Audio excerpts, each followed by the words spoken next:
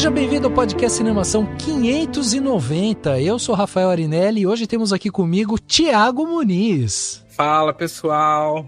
Tô animado pra falar sobre essa vaga arrombada aí.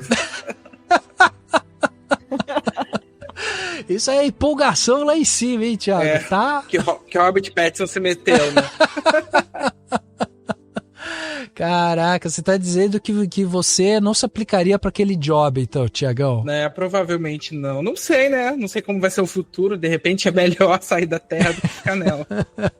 Pode ser, é verdade. Temos aqui também a estreia da nossa querida Natália Malini. Olá, pessoal. Muito obrigada pelo convite, Rafa. Olá aos meus companheiros de discussão hoje, todo mundo que tá ouvindo. É uma honra estar aqui, hein? Muito obrigada. E aí, Nath, precisávamos de uma pessoa especialista aqui em sci-fi, horror, suspense. Especialista é sempre uma palavra muito forte, né? Afinal, quanto mais a gente sabe, menos a gente sabe. Então, assim... É isso. Fica aí o questionamento. E hoje vai ter muita coisa para discutir aqui, por isso também temos a presença do nosso especialista aqui do Cinemação, Cauê Petito. Opa, boa noite pessoal, boa noite Rafa, Natália, Thiago, sempre ótimo estar aqui. Talvez eu vejo muito eu aceitando um trabalho do tipo no futuro, não sei, aí dando muita merda. Mesmo depois de ter visto o filme, eu falo, pelo menos, porra, caramba, eu quero um duplo. Mas é isso, obrigado pelo convite, Rafa, sempre foda estar aqui e vamos lá, vamos falar desse filme. Muito bem, meus amigos, olha só, hoje estamos aqui reunidos, né, para mergulhar no mais recente trabalho do aclamado diretor sul-coreano Bong Joon-ho, conhecido mundialmente pelo sucesso estrondoso que ele fez lá com Parasita, mas dessa vez, né, a gente vai fazer uma viagem ao mundo da ficção científica com Mike 17, um filme que promete ser grandioso, mas que já está dividindo opiniões, hein? Já deu para perceber aqui nesse papo que vamos ter opiniões aqui diversas, vamos conversar sobre isso. O filme inclusive é baseado, né, em um livro do Edward Ashton e vai colocar em discussão a precarização do trabalho, a exploração, o existencialismo, a fragmentação da identidade, né, as dinâmicas de poder em um contexto de colonização de um planeta gelado chamado Nephil. E hoje eu, Thiago, Nath e Cauê vamos bater esse papo sobre Mike 17 e já fica um aviso aqui para você que acompanha o Cinemação que vamos dar spoiler. Por isso, se você ainda não viu o filme, pula esse episódio, mas se você não liga para spoiler ou se você quer saber mais sobre o filme, fica aqui com a gente que o papo promete. É isso, vamos bater um papo agora no segundo ato desse podcast. Nasha has always been there for me. Every me. Even him. This is so exciting! The ship was filled with mostly dickheads. Which goes first? One at a time is twice the fun. Mickey is not some cookie you can split in half. But Nasha stayed with me in the best and the worst of times. She's an all-in-one elite agent. You think you get to decide who lives and who dies, you idiot! Chegava aos cinemas no dia 6 de março de 2025 o filme Mickey 17, novo filme aí do Bong Joon-ho, aliás, né, escrito e dirigido por Bong Joon-ho. Ele que é o diretor de Parasita de 2019, do Memórias de um Assassino de 2003, Expresso do Amanhã de 2013, O Hospedeiro de 2006, Okja de 2017, por aí vai. É um grande diretor, né, sul-coreano e que ganhou muita notoriedade justamente pelo Parasita quando ele levou o Oscar de melhor filme com um filme sul-coreano Parasita. Bom, o Mickey 17 foi um filme feito aí com cerca de 118 milhões de dólares e arrecadou até o momento 54 milhões de dólares, um pouco mais de 54 milhões de dólares. É um filme que não tem ido muito bem na bilheteria e tem dividido muito as opiniões, né, da crítica e tudo mais. Em Mickey 17 a gente acompanha a história do Mickey, um homem considerado um descartável em uma missão de colonização espacial comandada pelo Kenneth Marshall. A função do Mickey é muito simples, ele é enviado para testes e missões perigosas com a garantia de que se ele morrer ou ao morrer, né, um novo clone com suas memórias será reimpresso. Mas quando a versão 17 do Mickey sobrevive inesperadamente, após ela ser dada como morta, ele se depara com a versão 18, desencadeando aí umas consequências inesperadas nessa história. O filme ainda conta com a música do Jung Jin Lee, que é um cara que trabalhou lá em O Parasita também. E também fez algumas coisas lá pro Round 6, né? Aquela série da Netflix. Na direção de fotografias temos o Darius Khondji, que é um diretor super experiente, fez Seven, fez vários outros filmes, né? E é um cara que se adapta muito bem a qualquer diretor. E o filme foi editado pelo Jimon Young, que também é o cara que trabalhou lá no Parasita e no Okja junto com Bong Joon-ho. Enfim, é uma equipe que o Bong Joon-ho já conhece muito bem e que trabalhou com ele nos seus outros filmes. No elenco, nós temos o Robert Pattinson, né, vivendo o Mickey Barnes, que é o Mickey 17. Nós temos também o Steven Yeun, vivendo Timo. Temos a Patsy Farron, vivendo a Dorothy, que é uma cientista. Vamos ter o Mark Ruffalo vivendo Kenneth Marshall, que é justamente esse cara que é o colonizador, que está querendo ir até esse outro planeta. Temos a excelente Connie Collette vivendo a Ilfa, que é a esposa do Marshall. E temos a Naomi Ekki, que é a Nasha, que é a namorada do Mickey, né? A Naomi Ekki, para quem não lembra, foi ela que fez a biografia, por exemplo, da Whitney Houston, por exemplo, e é uma atriz muito interessante. Ela inclusive fez aquele Pisque Duas Vezes, que é um suspense ali, né, da Zoe Kravitz, que saiu em 2024. Bom, para a gente começar a bater o papo sobre esse filme, é importante a gente dizer que as primeiras críticas, né, apontam justamente para uma mudança no estilo do Bong Joon-ho, trocando aquele suspense refinado por uma abordagem mais escrachada e um humor irônico, né? Justamente fazendo a comparação justamente com Parasita, que é o filme que está na mente de todo mundo, né? Enquanto alguns elogiam as cenas de ação, a criação do mundo sci-fi e as atuações, especialmente do Robert Pattinson, outras pessoas sentem falta desse refinamento dos trabalhos anteriores, né, como Parasita, Memórias de um Assassino e tudo mais, e também criticam o fato do roteiro ser muito expositivo, né, e que tenha uma certa superficialidade ali, como alguns temas são abordados. E eu queria saber de vocês isso, assim, qual que foi a primeira impressão, a sensação que vocês tiveram? O Bong Joon-ho realmente muda seu estilo? Aqui a gente vê uma outra coisa. Qual que foi a reação de vocês ao sair da sala de cinema? Eu gostei do filme. Eu acho que eu gostei mais quando eu saí, né, de quando eu saí da sala, do que refletindo um pouco sobre ele. Não, eu acho que ainda é um filme do Bong Joon-ho, assim, em relação às sensibilidades dele mesmo. A mescla de, sei lá, drama, humor, suspense, tipo, é meio que um suprassumo de tudo que tem no resto da filmografia dele. Só que aí eu acho que, né, tem o quão bem ele exerce isso nesse filme em específico. Eu acho que nem sempre é tão brilhante quanto a gente já viu em outros filmes dele. Não acho que, por ser um filme feito fora de casa, né, feito fora da Coreia do Sul, não acho que eu acho que ele teve bastante liberdade, principalmente saindo do Parasita, da vitória do Oscar e de tudo, o que já é louvável, né? Uhum. Mas acho que tem muita coisa que a gente vê, até se prestar outro filme americano dele, né, norte-americano, que é o Expresso do Amanhã. Acho que tem muitas semelhanças, assim. Mas eu curti o filme, eu acho que ele tem mais problemas até do que outros filmes dele, não chega perto de ser o meu preferido. Mas eu curto o filme, assim, tipo, legal, um joinha, assim, sabe? Um joinha. Um joinha. Não, pô. Joinha é bom. Dentro disso tem os pormenores. Um joinha. O Robert Pattinson tá ótimo, o pessoal no elenco tá ótimo. Eu acho que só tem algumas coisas que já vi em outros filmes do Bong, que às vezes ele pesa a mão em algo. Uma coisa que eu até falei com uma amiga, a Silvana Pérez, inclusive, que já até participou desse podcast, do Boca do Inferno, divide, também participa com a Natália, que tá aqui gravando com a gente, que ela já tinha lido o livro, né, o Mickey 7, não é 17, né, uma informação aqui pro pessoal, que o filme, e aparentemente o livro também, mas ele parece que ele vai seguir por um caminho que pra ela, o que ela disse, podia ser mais interessante, só que ele vai por outros. Geralmente eu tento, tipo, me abster de, tipo, beleza, o filme vai por esse caminho, então eu vou ver o que ele vai dizer, o que ele vai elaborar e o que ele quer fazer com esses outros caminhos que ele tá indo. E eu acho que isso é muito comum nos filmes dele, né, que frequentemente você acha que o filme vai por um lugar, vai por outro, e também tonalmente por outro, né, por outro gênero quase cinematográfico.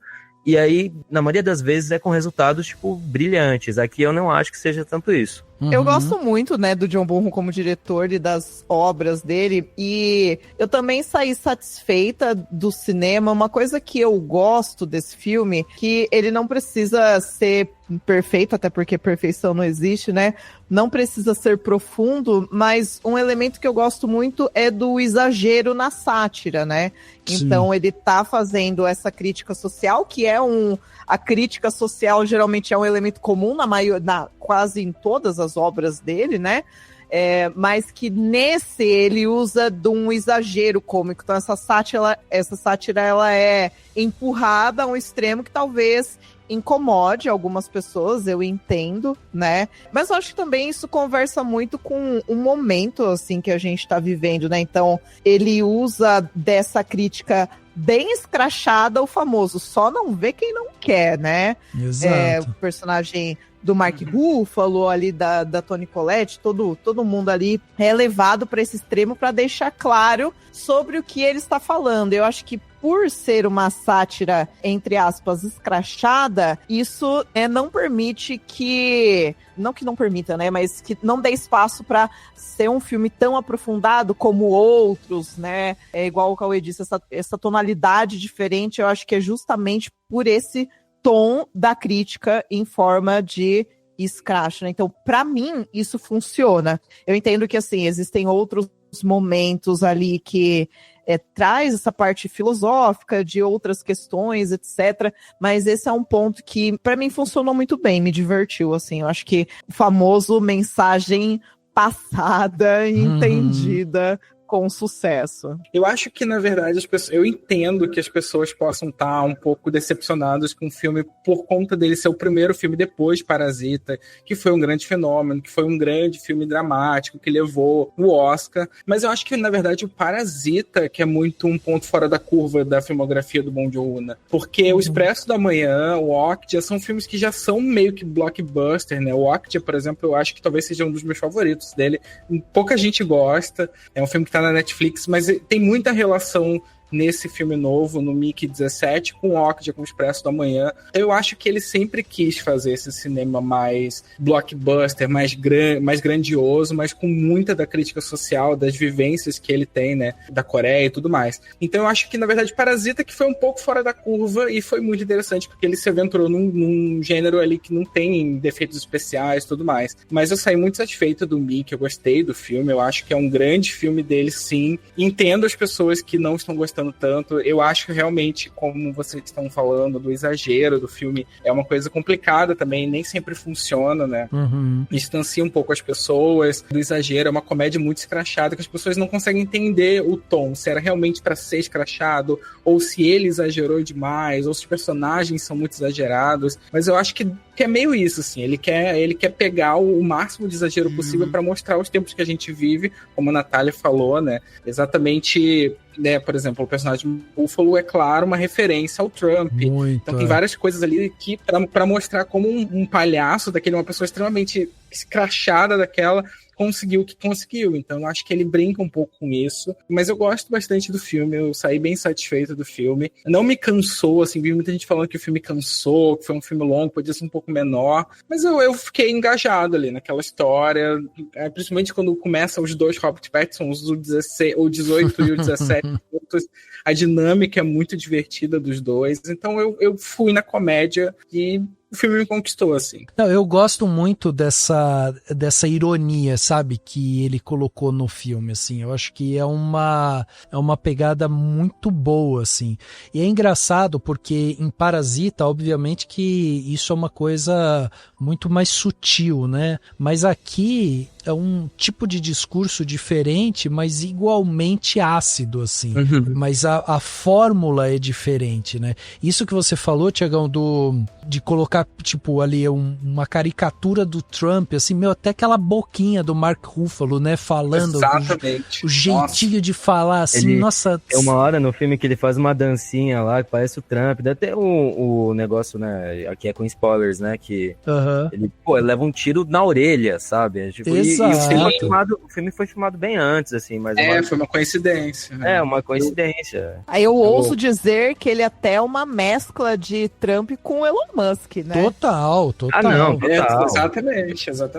Porque o Mark Ruffalo, ele não conseguiu ser presidente, né? Exato. Então ele virou, tipo, ele tem esse lance, enfim, tem um monte de elemento aí que eu acho legal, que nem o Thiago falou, a Nath também comentou. Eu acho que o exagero não é de nenhuma forma problema. Isso tá acho que em outros filmes do Bong Joon-ho. E inclusive o que o Thiago falou de blockbuster, eu gosto que o segundo filme dele, que ainda é o meu preferido, não, Parasita, a gente sabe, todo mundo sabe que é incrível, acho que não precisa ficar, né, exaltando esse filme mais do que já foi, mas o Hospedeiro, que eu até, tipo, eu falei, putz, eu vou gravar esse cast, eu vou rever um filme dele, e eu revi o meu preferido, que é o Hospedeiro, e ele também, e é justamente com o protagonista do Parasita, né, que é o Song Kang-ho, mas também é justamente essa dinâmica familiar, você tem a crítica social, crítica política. Isso que ele tava falando é muito interessante, porque assim, esse filme vem de um cara que começou basicamente o cinema dele grande, fazendo um filme de monstro.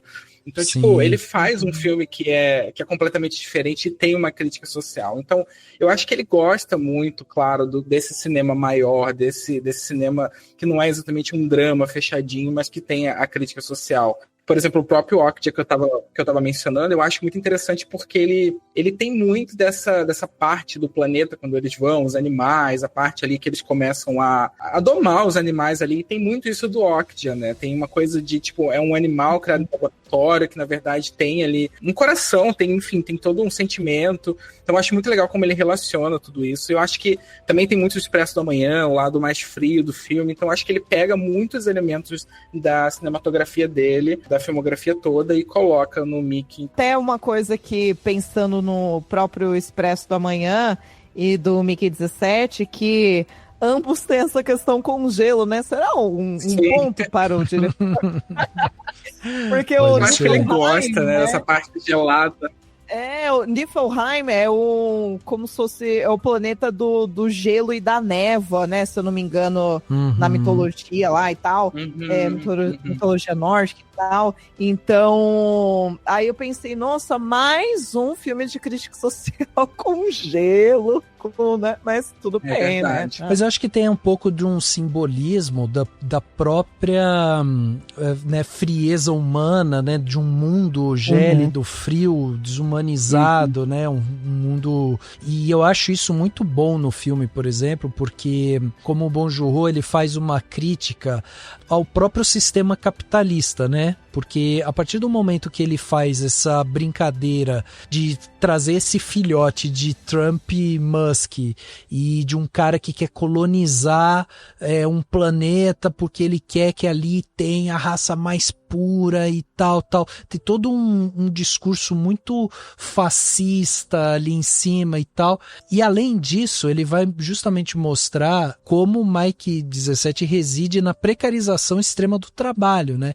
O Mike é um cara descartável, um indivíduo que se submete a um programa de clonagem para se tornar um explorador totalmente descartável ali em missões super perigosas. Esse conceito, ele por si só, ele já é muito interessante assim, porque é realmente você pegar uma ideia de trabalho e você extrapolar ela para um lugar totalmente escrachado mesmo, assim, e não tinha como funcionar de outra forma, né? Você tem que mostrar esse cara nessa situação, e eu acho que ali reside também essa atuação do Robert Pattinson de uma maneira muito boa, assim, porque ele traz um personagem que é muito ambíguo, né? Tem momentos que você acha que ele é um bocó, tem momentos que você acha que ele simplesmente é um cara desanimado, aí você entende que ele tem, parece que ele tem um trauma lá atrás, aí quando surge o Mike 18, você vê um lado dele que é um lado, né, reativo e tal, então, tipo, é um personagem super complexo, que tem várias vertentes ali e tal, e essa função de morrer, né, de se colocar em pró do sucesso da colonização, né, de um novo planeta e tal, sendo substituído por um clone e tal, lembra muito aquela coisa do trabalho braçal que o Chaplin mostrava lá atrás, sabe? Que o cara vai embora com os bracinhos mecânicos, sabe? Sim, isso é sensacional. Eu acho que o trabalho de, até corporal, assim, que o Robert Pattinson faz nesse filme é meio que do caralho, assim. Não só da inflexão de voz que ele escolhe pro personagem dele, meio que reflete toda a classe trabalhadora, que é um misto de estar deprimido, sabe? Com não ter outra escolha. Exato, e aí ele é submetido a essa, né, que nem você vai ver em provavelmente muito texto sobre o filme, que é a precarização do trabalho, toda essa crítica, que aí eu já vou aproveitar e puxar aqui, que eu não acho que seja, que nem a Natália falou mesmo, assim, eu não acho que é algo super complexo ou é uma grande discussão aprofundada sobre as implicações morais e éticas. Não, assim, eu acho que até o personagem do Robert Pattinson cita isso, e o filme, eu gosto muito sobre como o Bong, ele usa o humor para, às vezes, fazer uma exposição de roteiro, assim, que acho que é coisa que provavelmente está no livro já, mas que eles falam sobre as implicações dos múltiplos, né, numa montagem muito cômica de um serial killer que fazia múltiplos dele mesmo, e aí você já entende as implicações morais, que são muito mais sérias do que isso, só que ele faz de uma forma muito cômica e leve, assim, então é muito gostoso de se assistir. Acho que isso, uma coisa que não pode dizer, se for um filme que você gosta mais ou menos dele, é que eles são chatos ou enfadonhos, assim, eu acho que eles são muito divertidos de se assistir. Sim. Hi, Mickey. How you doing? Are you experiencing any vertigo, nausea or dizziness? I guess I am feeling a little dizzy. It's only gonna get worse from here, Mickey, with a nice fever, too. Truth is, you're exposed to unthinkable levels of radiation right now, which is why we sent you out in the first place. Okay. E são todos personagens gostáveis, né?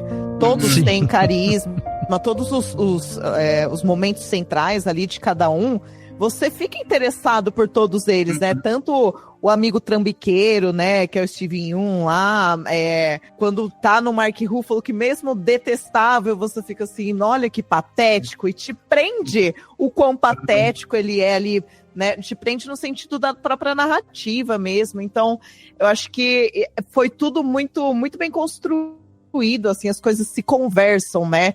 Eu vi pessoas comentando que acharam tedioso o filme ficar se repetindo e se explicando, mas eu não me senti entediada em nenhum momento, né? Igual o Thiago estava falando, eu fiquei presa na narrativa o tempo todo, e quando mudava esse foco dos personagens, todos eles me interessavam. E também um ótimo elenco, né? Igual o Cauê tava falando assim, não tem nem muito mais o que complementar sobre a atuação do Robert Pattinson, mas todo mundo ali eu acho que brilha e brilha bem. Sim. Até as criaturas, né, do planeta, os nativos, eles têm um senso de humor, né? É muito engraçado. Tipo, parece uma coisa assustadora, mas elas são super engraçadas. No final, principalmente, revela que elas, né, têm um senso de humor. Então, até isso a gente se relaciona com aquelas criaturas. Então, acho que realmente os personagens, eles são muito assertivos, são muito interessantes. Tem bastante personagem até. Eu acho que às vezes dá para se perder um pouquinho ali com as histórias paralelas, porque o filme vem e vai, mas eu também não acho que isso afeta tanto a imersão no filme, porque todos são muito legais, todas as histórias são interessantes, elas se conectam muito bem, então acho que também não é um problema. Sim, eu gosto muito dessas rebarbas que alguns filmes dele têm também, assim. E é isso, né? Porque é isso, o pessoal tá falando de excesso, mas eu acho que a filmografia do Bong, ela é meio que repleta de excessos, assim, e é meio que você embarcar na jornada que ele tá propondo, né? Uhum, exato. E as mortes também são muito engraçadas, né? Só pra comentar. Todas as sequências de mortes do Mickey são super divertidas. Sim, eu gosto que, tipo, elas são muito divertidas, beleza, eu tô lá me divertindo, só que em algum momento elas costumam ficar melancólicas. Eu acho que isso é algo que ele usa muito bem, que ele te desarma com humor, e aí ele traz o drama que tá no subtexto desse humor, né? Então tem um momento que para, assim, e aí o Mickey começa a refletir sobre a própria existência que se tornou a vida dele, né? E tudo mais. Ele tá olhando a mão dele voando lá, e aí eu paro de rir e falo, é verdade, é uma merda, esse mundo é uma merda. E eu não tô falando do mundo do futuro, esse daqui que a gente tá vendo. Não, beleza. Vamos. O famoso, né? Tem coisa que é pior que morrer, né? Exato. Então, isso é uma coisa que eu acho que tem uma coisa brilhante aí, que é a gente não ter uma resposta do Mickey de como é morrer. Que todo mundo vai lá perguntar pra ele como é que é morrer.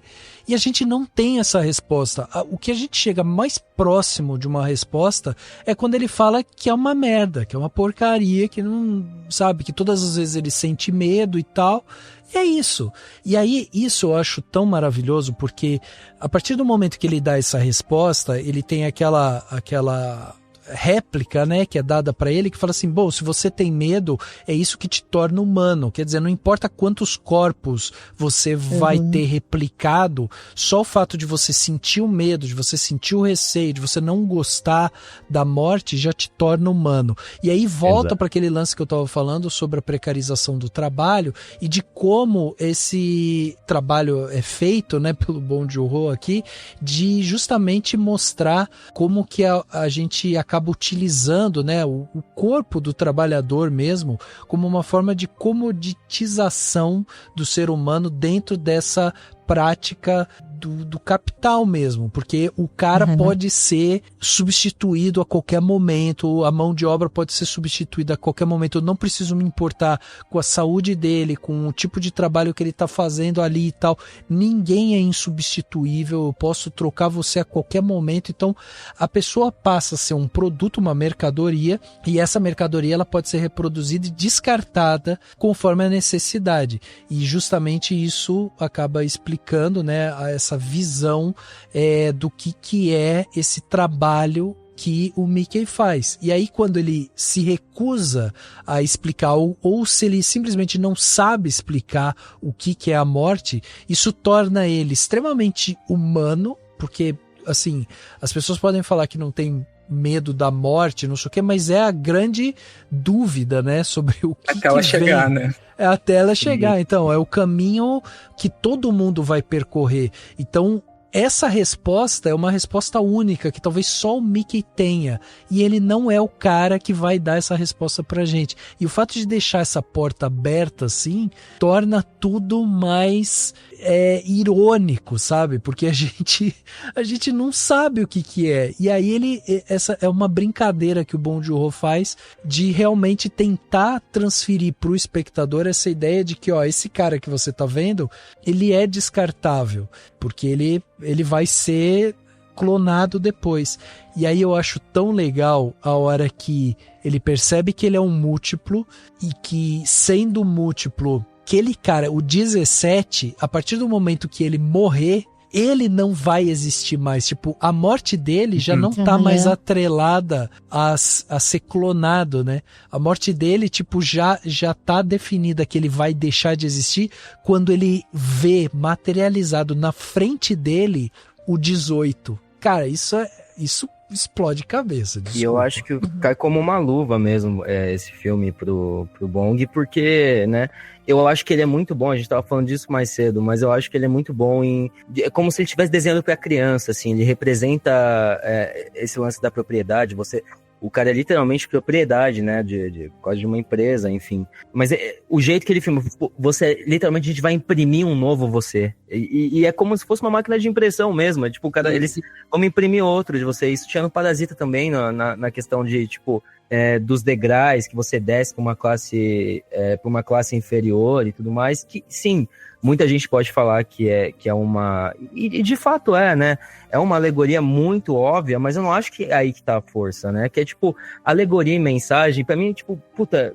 os cineastas que pesam muito a mão nisso, eu acho que tipo, meio que extrapola e aí é tão alegórico que a ação em si perde o sentido, assim, no filme, né? O que eu acho que é foda com o Bong é que a jornada dos personagens importa mais, assim. Então, tipo, isso que você falou do Capital e o quão eventualmente você se torna descartável e tudo mais, me pega muito essa questão da posse, até mesmo, sei lá, nisso do pessoal perguntando, né? Ah, não, mas como é que é morrer? Como é que é morrer? A própria razão da sua existência se torna um comodismo, se torna uma curiosidade e às vezes um fetiche, sabe, de outras pessoas. Isso é muito curioso. E aí até nessa questão da propriedade, uma cena que eu gosto muito é quando tá as duas, a namorada dele e a outra garota que se interessou por outra versão dele, o que é muito curioso, né, porque tipo, o Mickey 17 e o 18 tem duas personalidades meio diferentes, assim, e aí elas, não, você fica com um, eu fico com o outro, e aí eu comecei a sentir uma melancolia, que eu falei, puta, até aí ele virou propriedade de algo, tipo, sabe? Exato. Até aí o pessoal quer transformar ele em propriedade, sabe? Não, eu fico com esse. E aí o filme ele nem vai por esse caminho. Eu não julgo o filme, como a gente já falou, a gente tem que falar sobre o filme que a gente tá vendo, né? Não o que a gente queria que ele fosse. Mas eu acho que ele tem esses momentos, que ele tem esses vislumbres de talvez a gente vai discutir sobre isso, que mesmo que ele não discuta, eu acho muito interessante que tá lá. Não, até porque essa cena, por exemplo, delas discutindo, eu vou ficar com o 17, você com o 18, não sei o quê, a edição é muito boa, né? Porque enquanto elas estão discutindo isso, tem um corte e vai para eles no quarto, onde o 17 e o 18 estão falando justamente sobre a falta de ação do 17 quando ele foi para aquele jantar. E aí eles estão ali discutindo. E o 18 tá putaço, porque o 17 não fez nada e foi colocado de capacho e não sei o que e tal. Então, enquanto eles estão tendo uma discussão justamente sobre como eles precisam se posicionar diante desse momento em que estão tratando eles como objeto, você tem justamente as duas mulheres que têm interesse romântico neles objetificando eles também ali. Não, tipo, é bizarro, tipo... E decidindo por eles, né? Por eles, É ao mesmo tempo engraçado, trágico, cômico, triste, que eu acho que meio que define o que é a filmografia, a filmografia não, os filmes do Bong, né, tipo... Eu só ia fazer um paralelo com essa questão de objeto e mercado, né, que a cena dele lá na Terra, indo a fazer a aplicação pra vaga, eu acho super interessante no sentido que, ele tá se candidatando pra ação descartável, e aí todo mundo fica assim, eita... Mas você leu, né? Você sabe mesmo. Você sabe o que você vai fazer. Exato, porque surpreende esse ponto de, nossa, alguém realmente topou. E o quanto, se a gente trazer isso para uma realidade, isso é tão palpável, porque muita gente, claro, vai entrar em trabalhos principalmente de condições insalubres, muito sem saber sobre o que é, enfim, mas o quanto outras pessoas também estão sujeitas, o famoso estou ciente, quero continuar porque não tem outra opção, etc. Mas toda essa cena ali dentro e depois fazendo essa continuação já na base e o Mark Ruffalo vai para a cafeteria fazer o discurso com a Toni Collette no ouvido dele, que eu acho a personagem dela fantástica nesse filme. Mas o quanto, por exemplo, essa é um dos papinhos mais famosos do capitalismo, que é, olha só que grande oportunidade, você deveria ser grato, né? Então, como se fosse até um prêmio para você estar aqui. Seja feliz e também dentro dessa questão, juntando o que o Rafa e o Cauê estavam falando, o quanto não só esse descartável, mas essa massa está ali na linha de frente, se ferrando, se fudendo cada vez mais, para suprir interesses da classe mais alta, né? Da classe dominante ali. Então, ninguém ali tem voz e tem rédea de nada.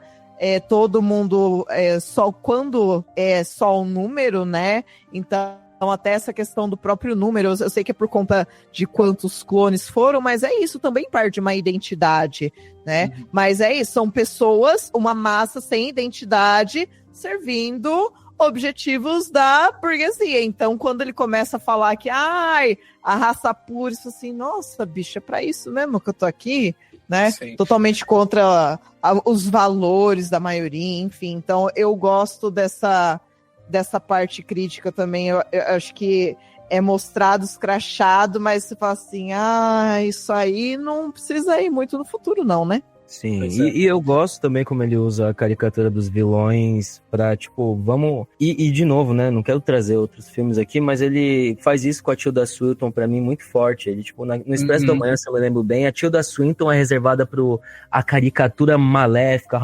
de torcer o bigode, que representa, né, a classe burguesa, mas o grande vilão do filme, que acho que é o Ed Helms, puta, faz um tempo que eu vi esse filme, mas eu lembro que pra ele é reservado uma caracterização muito realista e assustadora. E pra mim, às vezes, eu fico um pouco... obviamente, ver o Mark Ruffalo torturando bichinhos de computação gráfica é horrível, mas às vezes eu acho que nesse filme em si... não, porra, eu fiquei com o coração partido vendo aquela porra.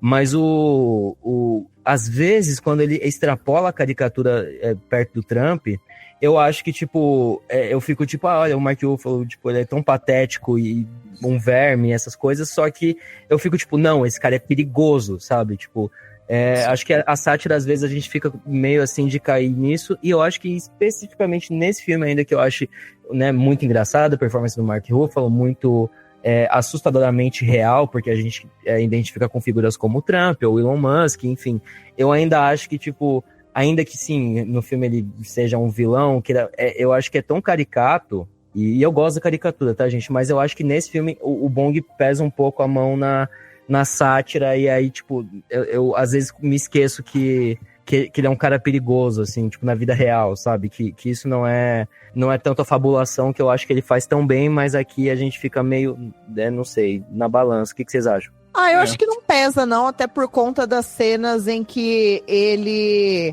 tem esses comportamentos mais impulsivos, assim, do tipo, então tá, vou dar um tiro na cabeça dele aqui na sala de jantar mesmo e foda-se. Né? Então, pra mim, não... Eu acho pesou, que, então, quando eu tava assistindo, eu tava achando engraçado. Mas não porque, tipo, o personagem não é execrável e um lixo, assim, mas é porque eu acho que o Bong trabalha tão bem esse humor que no filme eu tava, tipo, me divertindo triste, né? Obviamente, falando, puta, que merda, é assim que a vida é. Mas não do tipo, caralho, eu acho que... Acho que tá tudo uma merda, sabe?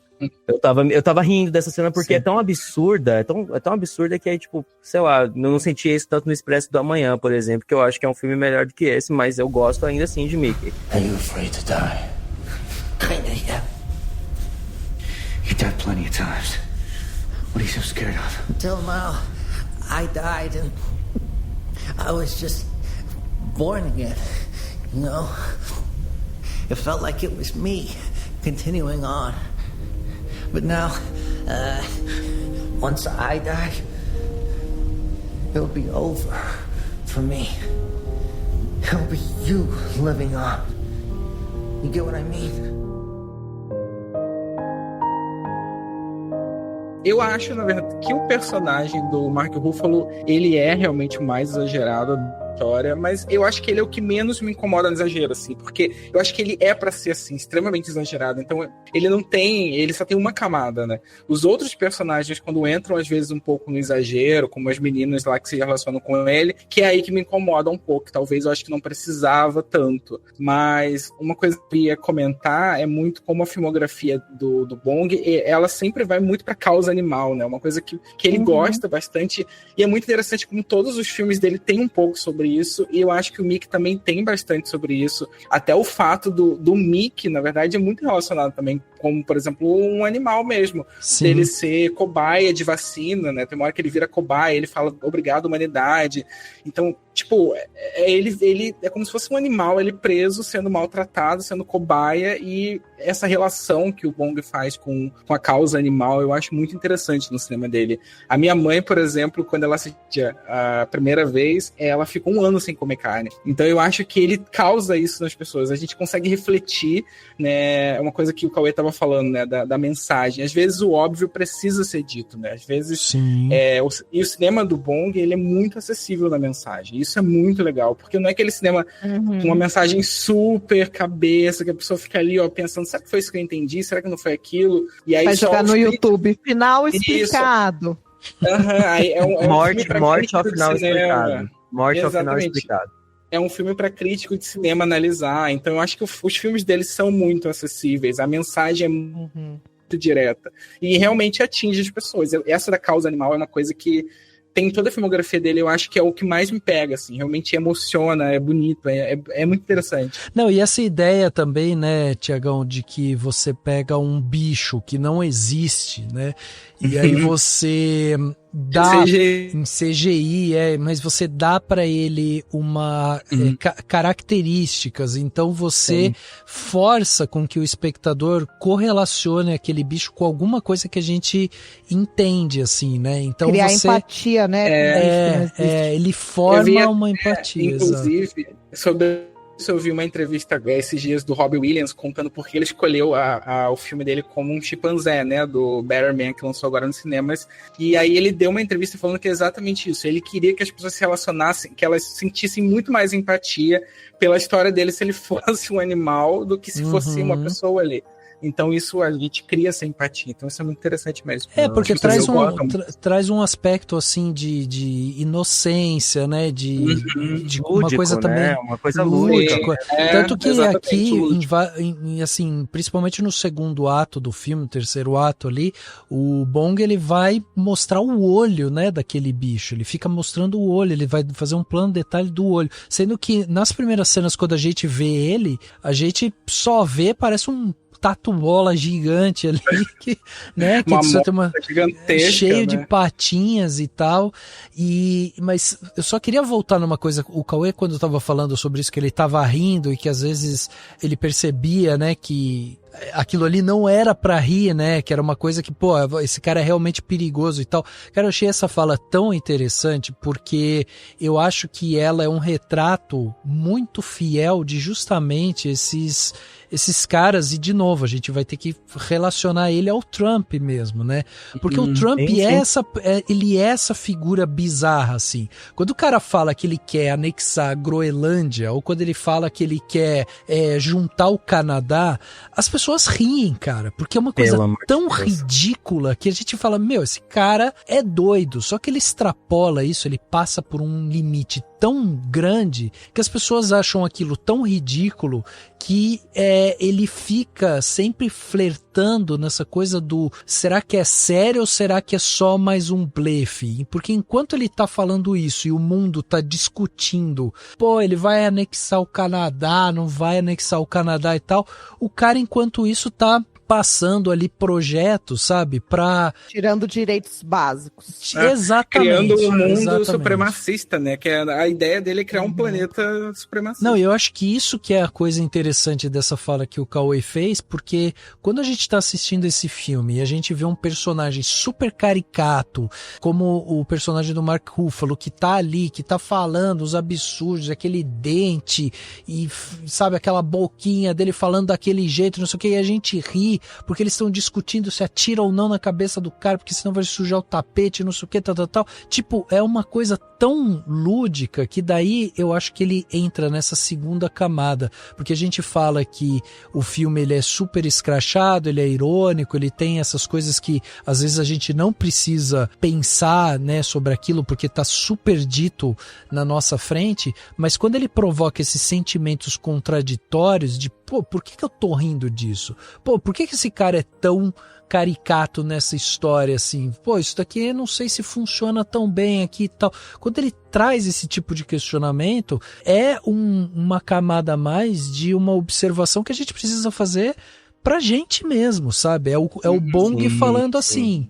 E aí, galera? Porque é ridículo que significa que ele é inofensivo, né? Exato. A gente pensa, isso só acontece no cinema. Não, isso tá acontecendo em todos os lugares. Né? Tanto que um grande aqui problema... mesmo, né? Exatamente, aqui mesmo. Não, eu acho esse tipo de coisa muito interessante nesse cinema dele. Eu gosto desse tipo de coisa que acontece. Vocês comentaram sobre a Toni Collette, eu acho que ela é maravilhosa. Esse tipo de filme que tem esse tom irônico. A Toni Collette eu acho que funciona em tudo, né? Uma atriz completa. Ela cai como uma luva. É incrível. Eu acho interessante que nesse filme, eu acho que ela é pior do que o personagem do Mark Ruffalo, porque é ela que manipula ele. Tanto que quando ele não tá mais na cena, tipo, quando ele já não tá mais vivo, ela é uma força. Tem uma cena com a Toni Collette, quando ela tá lá na impressão, que ela vai se aproximando da câmera. Gente, é assustador, assim, é hereditário, é uma coisa muito, muito assustadora o rosto dela. E dá pra ver que ela é um monstro ali por trás de tudo, isso é muito louco. Ela é quase uma, né, tirando, né, ela é quase uma Lady Macbeth, tirando, né, a questão, sei lá, misógina que pode estar enraizada nessa frase, mas ela é tipo uma Lady Macbeth, assim, e eu amo, eu tava pensando sobre o filme, né, que a gente ia gravar e tal, mas que o Bong, ele reserva uma sequência nesse filme, um segmento de sonho, assim, o Mickey 17, né, o número 17, ele tá tendo um sonho e ele sonha com ela, assim, e muitos cineastas, assim, tipo, na sala de edição, às vezes até o estúdio, e é por isso que eu falo, né, que, tipo, o Bong, ele teve muita liberdade pra fazer esse filme, né, e acho que isso é louvável, isso é ótimo pro cinema e pra gente, mas muitos estúdios, os cineastas falaram, não, essa cena aqui é meio, entre aspas, necessária, pode tirar essa cena, não, ele deixa a cena do Mickey tendo uma cena, um sonho, né, um pesadelo com a personagem dela, e aquela cena é incrível. É assustadora, né? Não, é absurdo e tal. E aí eu gosto dessa cena, sabe? Tipo, ela tem essa caricatura que é tipo, tem o negócio do tapete lá, e aí que vem o cômico que depois é desarmado, né? Que é, não mata ele, vai sujar o tapete, sabe? Aí a gente ri e tal. Só que aí a gente vai chegando, vai continuando o filme, a gente vai vendo, ela vai se tornando de fato uma personagem mais, não sei se é um exagero falar isso, mas mais tridimensional. E aí a gente tem essa sequência do sonho que eu falo, mano, essa mulher é assustadora, tá ligado? E me deu até vontade de ver como seria o Bong dirigindo um terror, né? Ia ser interessante, um terror. Full, né? Mas sabe o que é foda? Thiago, eu gosto de como, tipo, quando eu vou ver um filme do Bong Joon-ho, eu falo, putz, vai ser terror. Sabe? Mas sim, eu também fico pensando, como é que seria um terror inteiro dele, né? Nossa.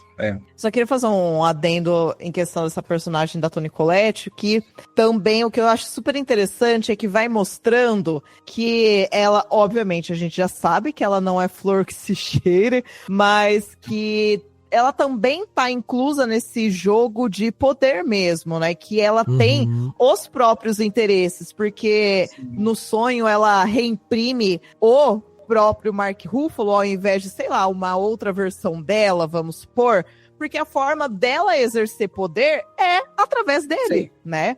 Até por essa questão de machista que a gente conhece, a mulher, ela não tem voz, ela tá ali pra ser esposa troféu, e ele escancara isso que sempre ela que tem as respostas, ela que dá o tom do discurso dele, etc. Então, como também é interessante pra ela essa questão de tá exercendo um poder ali através dele. Então, acho que essa cena do sonho dá essa cereja do bolo para essa personagem. Eu acho isso muito bacana. E eu acho que tem a própria relação do próprio Mickey, né? Porque quando ele pensa no Marshall, né? Sendo impresso ali, e aí essa mulher chegando e falando, até o fígado dele é melhor do que você não é nada.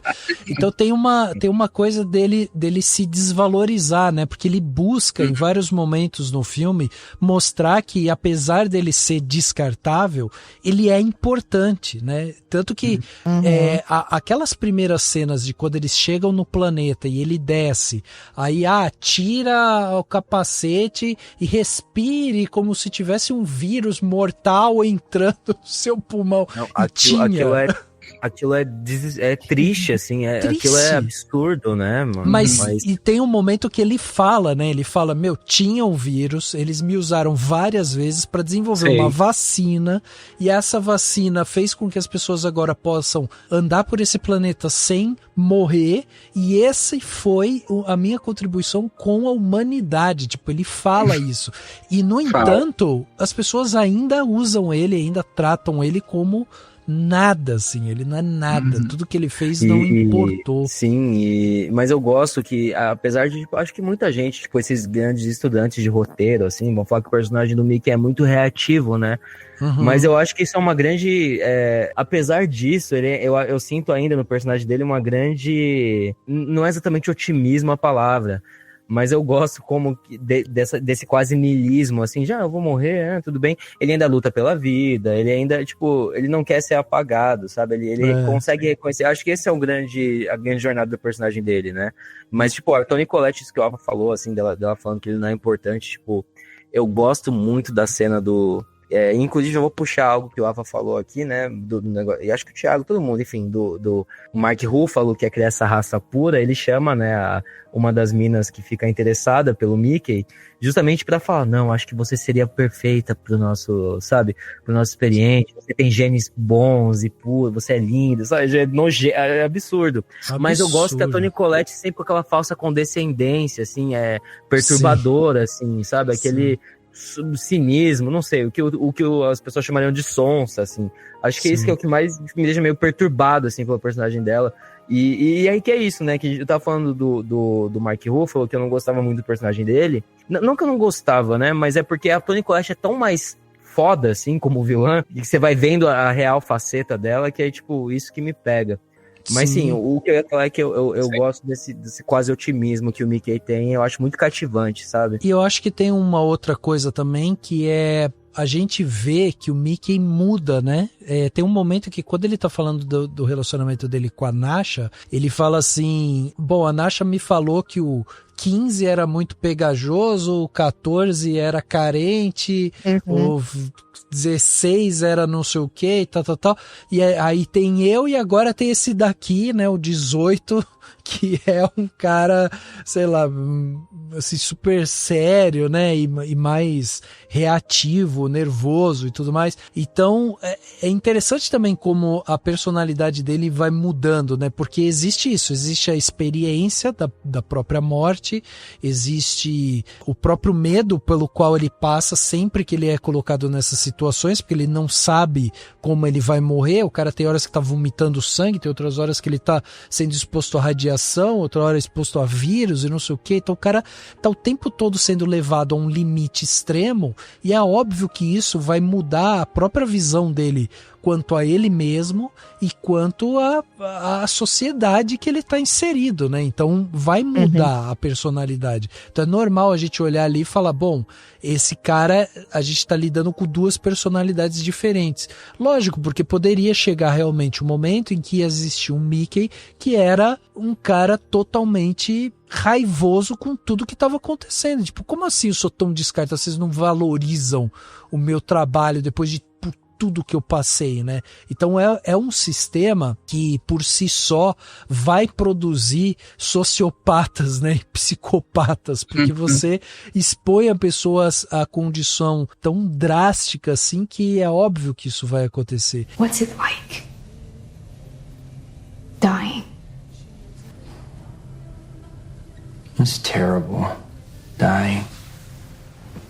I hate it. No matter how many times I go through it, it's scary. Still. Always, every time.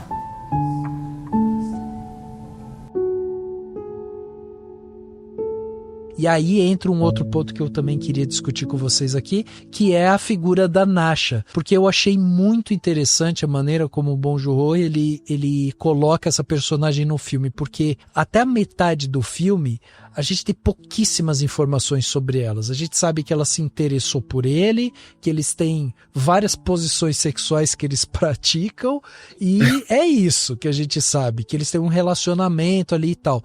Só que a partir da introdução do Mickey 18, a gente tem um mergulho maior a personagem da Nasha, e ela começa como uma pessoa que demonstra um amor, um carinho pelo Mickey, e aí depois a gente vai vendo um aprofundamento disso, aí a gente vai entendendo cada vez mais a relação dela com ele, o quão verdadeiro aquilo ali é realmente, porque a maneira como o Bong Joon-ho faz isso, ele desenha pra gente de uma maneira em que a gente sempre tá com o pé atrás com todo mundo que se relaciona com o Mickey, porque ele é tão desvalorizado por todo mundo que compõe a vida dele ali, que quando ele fica falando da Nasha o tempo todo, a gente fica falando, meu, esse cara é inocente, esse cara não sabe, essa menina é muita areia pro caminhão dele, ela, sabe, ele não tem por que ela tá aí, tem alguma coisa por trás disso e tal. Só que daí, quando o Bong Joon-ho começa a dar pra gente mais elementos pra gente entender quem é a Nasha, e daí finalmente a gente entende que ela realmente gosta dele e tudo mais, até essa aproximação dela com ele é uma coisa sensível, sabe? Que a gente consegue daí sim comprar esse relacionamento e tal, porque a gente vê que é uma coisa que foi trabalhada. Então eu acho muito bom essa maneira como ela vai chegando na história, a gente vai entendendo outras facetas dela ali e tal, e é uma personagem super forte, que fala as verdades, né, pro Marshall. Eu acho sensacional. E que faz as coisas acontecerem, né, também. Acho que eu acho muito bom como, tipo, apesar de né, na cena do Mickey 18, obviamente eu acho que seria mais corajoso se ela não tivesse, eu ia falar drogada, né, drogada é uma palavra muito forte, né, pra todo mundo pro Erd aqui, mas se ela não tivesse tomado, tipo, aquele oxi, né, enfim. Sim. Porque aí a gente teria realmente uma questão moral, assim, sabe, tipo, se ela não tivesse drogada, tipo, não, mas puta, talvez eu goste das duas versões do Mickey, mas eu acho curioso que, tipo, mesmo no filme, assim, tipo, o outro Mickey, ela pode se sentir atraída por ele, mas ela ama, na real, o Mickey, sabe, o Mickey 17 e tal, eu acho que os dois se complementam muito bem, porque no que o Mickey 17, eu sei que agora nem tô falando sobre o filme, é mais sobre a personalidade dos personagens, mas o que o Mickey 17, ele, tipo, falta um pouco de atitude, a Nasha, tipo, meio que tem a presença, assim. Eu acho que a Naomi Eck também tá foda no filme, assim, e até, tipo, sei lá, não fugindo dela, né, mas o Steven Yeun tá foda também, que eu acho que é isso, eles escalam os atores pra fazer meio que arquétipos, mas os atores sempre conseguem elevar isso, a escalação do filme é muito boa. Tipo, é uma coisa que a gente se relaciona, né, com a personagem. A gente gosta de vários aspectos das pessoas de formas diferentes, né, isso me lembra até uma dinâmica meio ruptura no filme, né? Quando são o interno e o externo, que eles têm mentes diferentes, eles são pessoas completamente diferentes, e agora, nessa segunda temporada, enfim, sem dar muito spoiler pra quem não vê, tem um personagem que é o Dylan, que encontra com a esposa dele os dois personagens, tanto o interno quanto o externo, e ela se apaixona de formas diferentes por cada um. Então eu acho que é meio que mais ou menos uma dinâmica assim que tem no Mickey 17, com a Nasha se apaixonando talvez por um aspecto mais bonzinho de um, mas pelo lado mais sexual do outro. Então uma coisa junta com a outra e ela quer ela quer os dois pra ela. Tipo, ela até fala, né? Quando que eu vou ter essa chance de novo? Exato. Sim, eu amo. Sábia. É a grande experiência bipolar, eu acho. Que eu chamo Exato. de um negócio assim, falando assim, puta, eu num dia sem um cabo lítio, aqui sem um lítio, aqui é. mas falando sério. Eu não vou nem comentar, hein? Gente, desculpa, a Natália, né? Sou psicóloga, gente. Ela é desculpa. psicóloga, mas eu acho muito interessante isso, eu acho curioso porque é o que o pessoal esperaria, que o filme ele discorresse sobre as grandes questões filosóficas que tem dentro disso, né? Eu não vi Ruptura ainda, nem a primeira temporada, nem enfim, mas não tenho dúvida se seja bom, mas que é tipo, você pode sim se apaixonar por várias facetas das pessoas, às vezes elas não estão na mesma pessoa, eu acho que tipo, bom, pessoalmente falando, assim, acho que... Não, tá bom. Parei.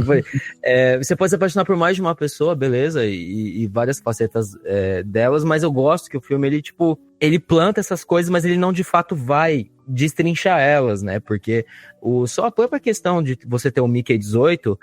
já abre discussão, assim, e possibilidades de explorar várias coisas filosóficas que o filme meio que, tipo, deixa de lado para fazer uma questão muito mais literal em relação à colonização e essas coisas que eu não acho ruim, não acho errado, né, não existe isso, e aí vai meio que de cada um, assim, o que a gente acha disso, né, mas eu gosto que o filme, tipo, ele pode ir para muitos lugares, mas ele vai para outro, que eu acho um pouco mais seguro, mas ainda assim, tipo, não tem como comparar aquela fofura daqueles bichinhos do caralho, sabe? Desculpa, gente, desculpa o palavrão aqui. Não, só queria complementar essa questão da Nasha. O que eu gosto dela como personagem é que, além dela ser uma mulher forte, ela é uma mulher completa nessa narrativa, porque, bom, primeiro, acho que esse vínculo que ela cria com o Mickey desde o começo né? Não só sobre se apaixonar pelas versões diferentes de uma mesma pessoa, mas num sentido que acho que o principal ponto, e que isso é reforçado depois, é que ela vê ele para além do descartável, que sabe como é morrer, etc. E por isso eles criam esse vínculo muito imediato, né? E até acho que isso é reforçado na cena que ele tá com a outra mocinha lá, que eu esqueci o nome, me desculpa, o machismo venceu aquelas. Não, mas que daí ele tá com a outra mocinha lá no quarto e ele começa a perceber que ela tá interessada nele e de repente ela solta, como é morrer? E aí volta toda essa questão. É mais uma pessoa aqui, né? Acaba diminuindo ele a isso, né? Fazendo uma coisa bem simplista, assim. E a Nasha não, né? Então, conforme vocês estavam comentando, a narrativa vai andando, você vai entendendo que ela não vem nesse filme só para ser um interesse romântico. Ela tem essa parte, que faz parte da história ali, do que ela está inserida, mas que ela tem todo um histórico ali do próprio papel de trabalho dela, do como ela lida com essa questão dos valores, porque logo no começo, ela também já percebe que tudo aquilo que o personagem do Mark Ruffalo tá falando é um monte de besteira, que ela revira o olho, ela também não está de pé aplaudindo igual ele e tal, né? Então que ela ali é uma personagem que tem os seus valores, que tem os seus interesses e que não é também a mulher que ela é escolhida por estar num papel de submissão, de a mocinha inocente, porque ela escolhe transar com ele naquele primeiro momento em que eles se conhecem, depois ela quer sim transar com 2 Mickeys ao mesmo tempo, e ela vai lutar lá na hora do ápice ali do auge do filme e tal. Então eu acho que ela vai se mostrando uma personagem cada vez mais completa, ao invés de ser só é a namoradinha dele, né? Então sim. Eu gosto muito desse crescer da personagem ao longo do filme. Eu acho que é por isso que eu queria que a escolha, que essa cena que ela quer transar com os dois, ela não tivesse, alta, assim, mediocre, sabe? Porque eu queria que realmente fosse uma decisão sem nenhum tipo de potencializador, sabe? Eu acho que seria mais complexo do filme fazer isso, assim, não, ela quer porque é bom, porque é gostoso, sei lá, sabe? Não porque, não, eu tomei uma droga aqui, tá foda, acho que eu quero outra, sabe?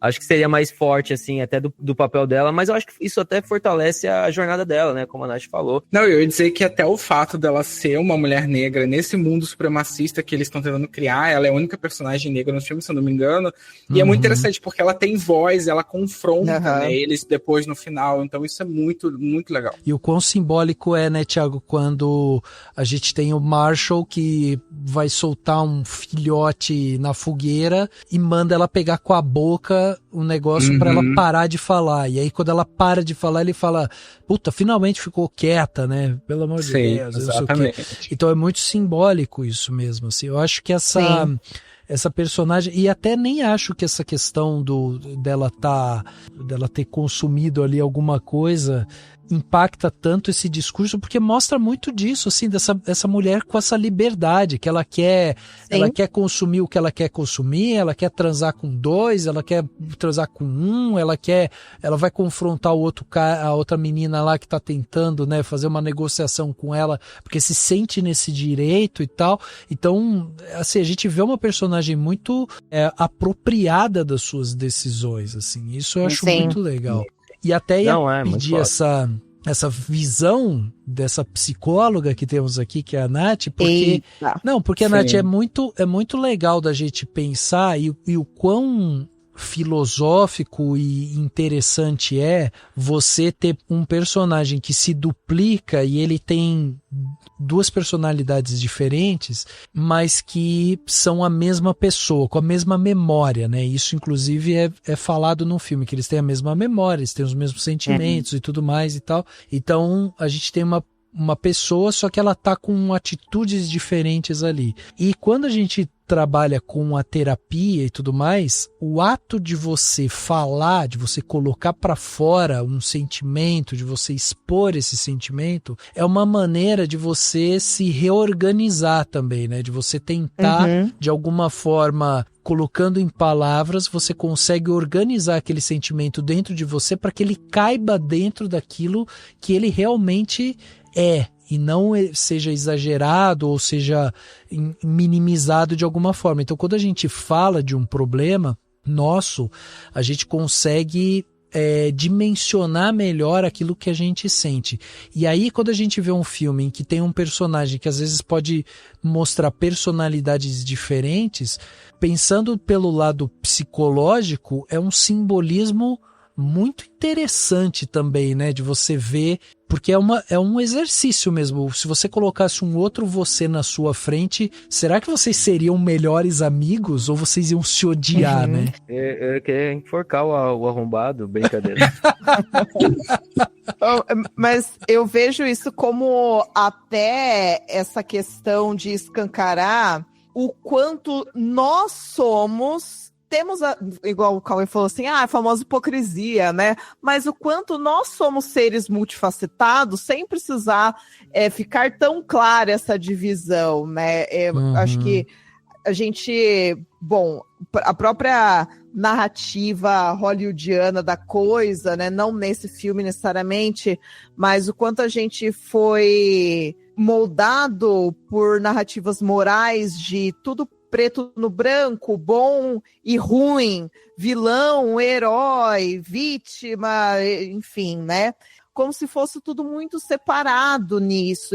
E na vida real, nós somos uma mistura de várias coisas. E a forma como a gente reage é isso, né? Às vezes a gente, não só na terapia, mas acho que ao longo da vida, por exemplo, você passa por uma situação X, você reage com muito, muito ódio, e aí anos depois você olha para trás e fala assim, nossa, que coitada, né? Olha que triste foi isso que você passou e tal. Então, a gente ela também... é tão galera. Como sofria, né? Ela é tão galera. Então, o quanto a gente também vai mudando a visão sobre as coisas e tal. Eu acho que essa parte de Mickeys diferentes, né, também vem mostrar isso, que assim, existem coisas que estão ali dentro da gente que às vezes são um negocinho ou outro que vai dar esse tom diferente do que vai se manifestar agora, né, mas que não significa o famoso, eu não sou uma pessoa raivosa, etc, mas isso não significa que eu não tenha raiva dentro de mim, né, eu não tenha isso guardado, ou isso pode ser, sei lá, reprimido, expresso de outras maneiras, mas eu gosto disso, né, de que o quão humano isso, e claro, né, acho que aí também vai entrar nessa parte sci-fi da coisa, em questão do clone, da moral e da ética, mas eu acho legal ver que, assim, daí você no começo até pensa, né, o Mickey 18... todo assim, vamos dar um tiro nele, vamos jogar, ele não é nosso amigo, vamos jogar o Timo aí do negócio do incinerador. Então, e aí depois você vai entendendo que assim, ele não é que ele é um anti-herói, né, mas que real, né, uma pessoa ela pode ter ações boas, ações ruins, num mesmo contexto, numa mesma, dentro de si, né, enfim. Como os próprios psicólogos dizem, né? Você não é algo, você está algo, né? Então, tipo, é isso. Eu acho que eu fiz aquela piada e tal né? Tipo, eu sem remédio eu sou tipo o Mickey 18, com remédio eu sou o Mickey 18. Mas na real, eu acho muito curioso essa parte, porque no filme eu acho que é muito interessante como eles fazem isso, porque cada Mickey sai de uma forma diferente, né?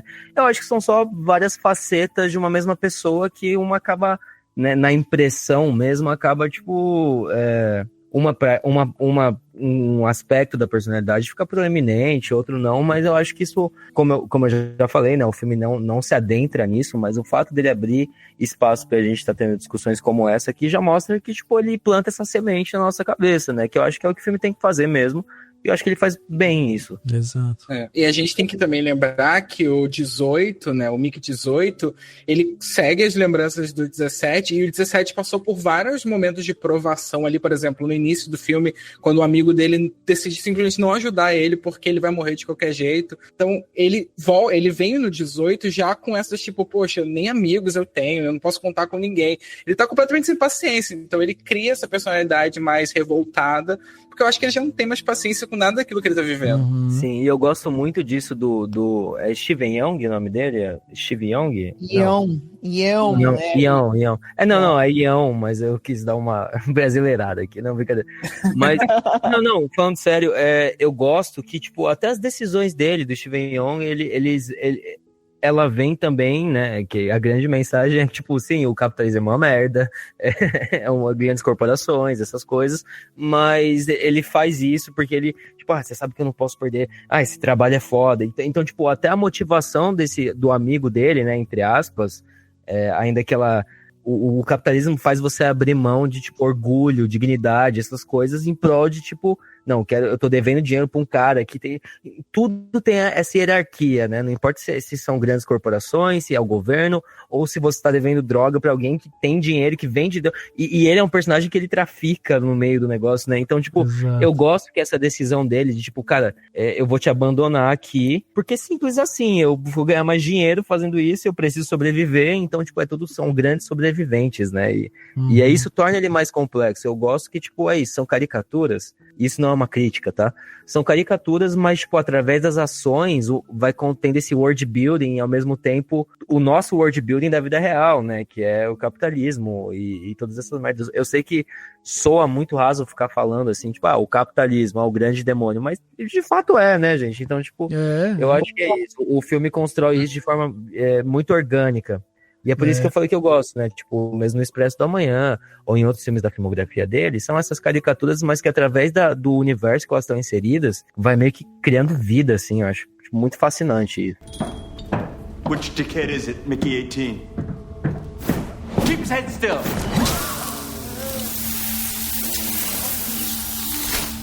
Now I can tell you two apart. Filthy multiples. Oh, yeah. That does seem fair. Oh, goodness. Burnt meat. That's nothing, honey. Wait till these two are scorched sausages in the cyclone. How are you gonna handle that stench? Eu acho assim, eu gosto muito de Parasita por conta dessa ironia que fica rodeando o filme, né? Em vários momentos ali e tal. O filme tem esse discurso irônico ali e tal. Mas eu gostei de Mike 17 por conta dessa coisa mais escrachada. Inclusive é uma das coisas que eu gosto do filme, que muitas pessoas reclamaram, né, assim, do filme. É uma das coisas que eu gosto. E aí tem um outro ponto que eu só queria deixar aqui também registrado, que eu acho a trilha do filme muito boa também. Ela tem uma pegada que várias vezes ela puxa essa ironia pra dentro dela, às vezes com uma melodia assim que vai pro cômico mesmo, sabe? Enquanto tá acontecendo uma cena super pesada, tipo o cara perdendo a mão, aí toca uma música, sabe? Super nada a ver com aquilo. Então a música ela entra muito dentro dessa vibe irônica que o filme carrega nele. E também a parte de fotografia. Eu acho o filme muito bem fotografado, o diretor de fotografia, né? Lindíssimo. Lindíssimo. Não lindíssimo. O que ele encena as coisas é incrível. E assim. o diretor de fotografia é o Darius Conde, que é um cara que tem vasta experiência. Para quem não sabe, ele é né, ele foi diretor de fotografia de Seven, por exemplo, ou Era Uma Vez em Nova York também. É um cara super flexível assim com os diretores que ele trabalha, mas uma das coisas que eu gosto dele aqui é que ele acabou usando uma lente, né? A maioria hoje dos diretores filmam com aquela Alexa, né? A Arri Alexa 65. A maioria hoje filma com essa câmera. E ele usa uma lente que é uma lente que traz muito mais nitidez, assim. É uma nitidez muito... ele trabalha muitos contrastes, mas ela tem uma nitidez muito forte. Para um filme que tem bastante CGI dessa forma, ela casa muito bem porque as coisas vão se conversando, né? Então, quando você coloca uma coisa em CGI com algo que está sendo filmado com uma nitidez e um contraste muito elevado, aí parece que tudo encaixa. Então, isso é muito legal. Sim. Mas tem momentos ali que ele faz umas brincadeiras com luz, e é isso que eu acho que esse tipo de trabalho assim, do diretor de fotografia, que eu acho que a gente tem que sempre ressaltar, e é sempre bom a gente observar esse tipo de coisa, que é, por exemplo, tem um momento em que no sonho, inclusive, do Mike, né, quando ele tá jogando umas coisas naquele fosso e tal, tem um laranja que tá batendo na cara dele, e aquele momento é um momento quase de libertação. E quando você usa cores quentes, você tá trazendo pro personagem realmente essa sensação, né, de calor, de acolhimento e tudo mais. Então aqui, naquele momento, ele tá se desfazendo de algumas coisas e tá, né, jogando tudo ali naquele fosso, ele tá caminhando, né? Ele tá indo pra frente, as coisas se resolveram. E ele tá falando isso, né? A locução vai falando disso, que as coisas estão se resolvendo e tudo mais, e tal. E aí ele escuta um barulho que vem de cima e ele sobe umas escadas, e quando ele chega lá em cima, essa luz quente, ela vai da escada pro personagem, então ela vai ficando cada vez mais para trás. E aí o que toma conta dele é uma cor azulada, fria, que aí é quando entra a personagem da Toni Collette. Então veja que a fotografia, ela acompanha todo esse mar de sentimento que o personagem está sentindo.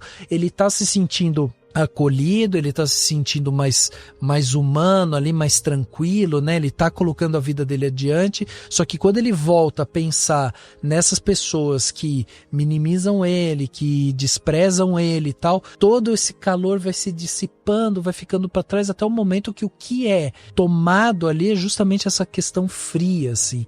Então é muito legal da gente ver como a fotografia ela vai dando, né? Justamente o tom ali dos sentimentos, e a gente vai sentindo isso, a gente vai percebendo como o personagem tá ali, como ele tá, né, se envolvendo com tudo aquilo. Então acho que vale ressaltar essas duas partes mais técnicas, assim, porque o filme ele é um primor técnico, assim. E apesar de tudo que a gente falou, que lógico, né, o filme, por ele ter um tom diferente, eu comecei esse podcast perguntando isso para vocês, se vocês achavam que o Bong Joon-ho de alguma forma perdeu o tom e tal, e aqui a gente já tem uma resposta complexa, né, para uma pergunta simples, mas dá para perceber que Mickey 17 é uma continuação de um diretor que gosta de se experimentar, assim, né, de um diretor que continua ele tem um discurso muito forte social, um discurso muito forte sobre camadas sociais, sobre organização social também, e eu acho que esse filme é um complemento à filmografia dele. Numa visão mais ampla, vocês acham que Mickey 17 não é o trabalho mais primoroso dele, mas é um bom trabalho do Bong Joon-ho, no final das contas? E primoroso com a régua de quem, né? Que régua? Primoroso técnico, é primoroso narrativo, é primoroso com qual a justificativa, né? Eu acho meio... Assim, vou dar carteirada de psicólogo agora, hein? Eu acho injusto esse tipo de pergunta / resposta, né? Porque, bom, primeiro que o trabalho dele não acabou, e é muito um grande depende, uma coisa muito pessoal pra gente fazer esse destaque. Não, mas é inclusive isso, não. Obviamente é minha opinião, né? Mas... que é tipo, a gente vê frequentemente na crítica de cinema e tal, o pessoal fala, não, você tem que ser imparcial. Não, eu acho que é tipo, né, eu acho que é primoroso de acordo com, sei lá, a visão do Thiago, a minha, a da Natália, a de todo mundo, assim, porque eu acho que a crítica de cinema tem que ser parcial, tem que ser pessoal, de acordo com as nossas próprias sensibilidades e referências e essas coisas. Então, tipo, acho que a gente não precisa ter medo de falar, tipo, Eu acho menos ou mais primoroso, porque obviamente é baseado nas minhas percepções, ou nas da Natália, e essas coisas. Eu acho que, tipo, obviamente, né, na psicologia, tipo, a gente não pode dizer esse tipo de coisa, porque o mundo real, o mundo, né, que a gente vive, não é baseado nesse tipo de métrica. Acho que, tipo, no cinema, assim, a gente pode, sim, tipo, posso falar, tipo, na minha opinião, na minha referência como crítico, ou o que quer que seja, de tipo, não, eu acho esse filme menos ou mais primoroso, mas não sei. Não, poder pode, fica à vontade. Aquelas. Mas eu acho que é isso. Não, eu sei, porra. Já vou falar que, tipo, eu não acho que ele ser, tipo, americano ou essas coisas influem em nada, até porque o Bong teve liberdade meio que total pra fazer o filme que ele queria fazer. Não sei não sei se o Rafa sabe aí, mas não sei como é que tá ele na bilheteria, se ele tá fazendo sucesso em dinheiro, né, que é o que importa, né, que tem que ser assim, né, mas enfim, eu acho um filme, entre aspas, menor do Bong na filmografia dele. O Thiago já falou do Okja, eu não vi Okja ainda, quero ver, obviamente vou ver, mas na filmografia dele eu não acho que tá entre, sei lá, os top 4, mas isso não é nenhum demérito pro filme. Eu me diverti, eu adorei o filme, eu me diverti muito com ele, e eu acho que ele, a gente falou muito de exagero, essas coisas, eu acho que ele tá meio que seguindo o caminho da filmografia dele, que é tipo, você tem uma crítica social, uma crítica política, enfim, que como, né, acho que até o Thiago falou também, não é a grande crítica, a grande abertura para uma discussão super profunda, mas eu acho que nem precisa ser, nem se propõe a ser, e eu acho que isso também funciona no filme. Eu gosto muito, eu gosto do filme, sei lá, como eu falei no começo, acho que até, não sei se se assustaram, assim, não sei, mas, um joinha, mas isso não é um demérito, eu acho o filme bom, e meio que isso. O que vocês acham? Bom, eu acho que, na verdade, o que pega muito nesse filme é o fato da existência do Parasita. Eu acho que é o primeiro filme dele depois de ter ganhado o Oscar. Então isso faz com que as pessoas tivessem todos esses anos, né, desde de Parasita, criado uma expectativa muito grande em torno de qual vai ser o próximo filme dele. E, de fato, eu não acho que Mickey é o grande filme dele, né, o grande cinema que ele pode fazer, mas é um cinema que tem tudo aquilo que ele faz muito bem, tem a crítica social que ele faz muito bem, tem o blockbuster que ele gosta, tem personagens muito relacionáveis, então eu acho que é um filme meio que para celebrar ele mesmo, mas a gente também tem que lembrar, né, que esse filme ele passou por muitos problemas desde que ele foi anunciado, ele foi adiado várias vezes, ele passou por sessões testes em que ele foi mal avaliado dentro da Warner, e isso causou ali um adiamento das datas, algumas refilmagens, e o Bong Joon-ho ele não ligou muito para isso, porque na época ele disse que o Parasita também foi mal avaliado e virou o que virou, né, ganhou o Oscar. Então ele meio que ignorou um pouco isso, mas de fato o filme ele tá bem ruim nas bilheterias atualmente, saiu hoje, inclusive dia 11/3, que a gente tá gravando, saiu a atualização de bilheteria, que o filme custou 118 milhões e ele vai dar um prejuízo de 100 milhões pra Warner, né, o filme já tem até data para sair em stream não, em compra, aluguel digital. Worth it, valeu a pena. Exatamente por isso, porque as pessoas elas foram no cinema esperando ver um Parasita e não é exatamente o Parasita que elas estão recebendo, o que não é ruim, eu acho que é incrível, continua sendo um bom filme, mas isso fez com que muita gente se afastasse um pouco do filme, achasse chato, eu esperava outra coisa, muita gente fez essa crítica por ser um filme americanizado demais, tirou a identidade dele, então isso foi deixando o filme um pouco fraco, assim. Eu acho que esse é o grande problema que tá fazendo esse filme ser dividido, né, entre as pessoas que amaram demais ou que não gostaram. Mas eu particularmente gostei muito do filme, eu acho que com o tempo ele vai se tornar maior e vai se tornar melhor na cabeça das pessoas, como Okja, por exemplo, que é um filme, como eu falei, eu acho que é um dos meus favoritos, junto com Parasita. É um filme que ele é super pequeno entre si, né, dentro da história dele. É um filme que saiu na Netflix, inclusive, né, porque a Netflix estava no auge, mas ao mesmo tempo é um filme que tem muitas camadas, é muito interessante, ele tem muita crítica social escrachada também. Então acho que o Mickey só pegou um pouco de tudo isso que ele já fez e celebrou um pouco a filmografia dele, mas de fato não é realmente o meu favorito de todos, mas eu acho que ainda é um bom filme, um grande filme, e que com o tempo as pessoas vão acabar gostando um pouco mais quando diminuir a expectativa parasita que todo mundo criou, né?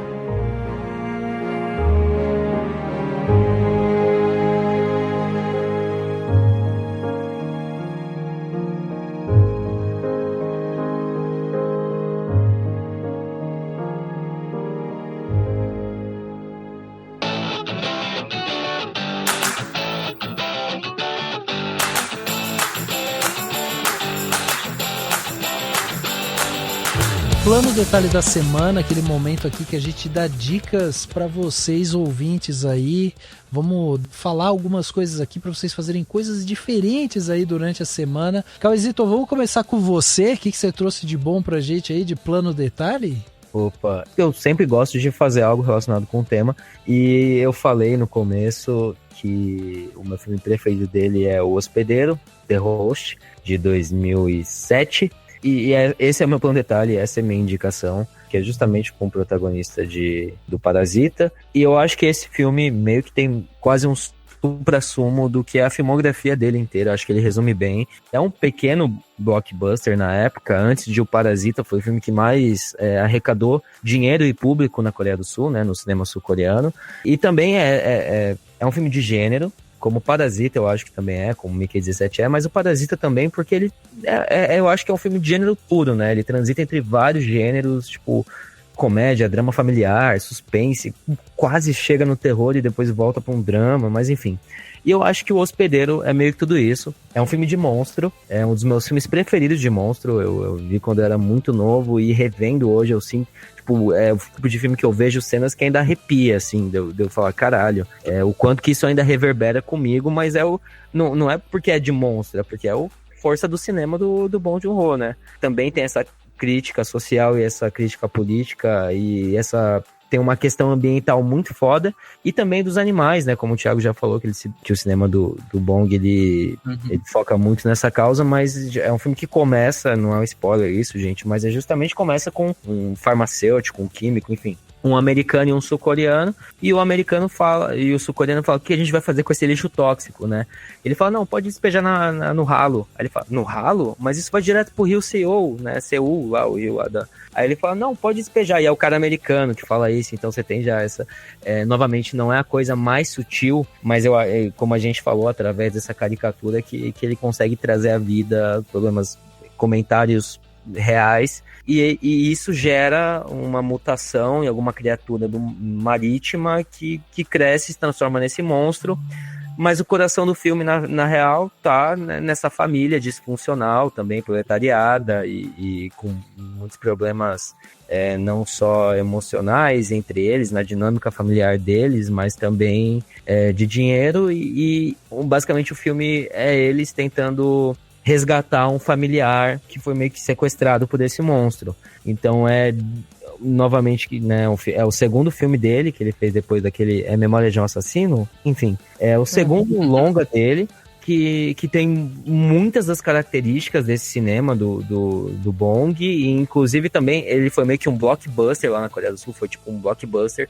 Então ele é um filme de monstro que você tem tudo que você tem na filmografia dele, que é tipo, você tem drama, você tem humor. Tem um momento, gente, que é tipo, os personagens estão chorando por esse ente querido que eles acham que morreu, e aí eles começam chorando e a cena tá triste, aí do nada eles começam a brigar entre si chorando, e aí fica um negócio meio de humor. Então você de novo tá transitando entre esses vários... então... Você tá só mais um dia na família brasileira brigando por terreno da avó, né? Exatamente. Mas eles... É basicamente isso, é o supra-sumo da filmografia pra mim do Bong Joon-ho, e pra mim é o melhor filme dele ainda. É uma questão pessoal, porque é cinema de gênero, de monstro, tipo... Não é um filme de terror, né? Que nem o Thiago falou, que a gente quer ver um filme full de terror dele. Não sei se ele é capaz disso, assim, porque ele é tão apaixonado pela fabulação que ele tem que ter meio que tudo, assim.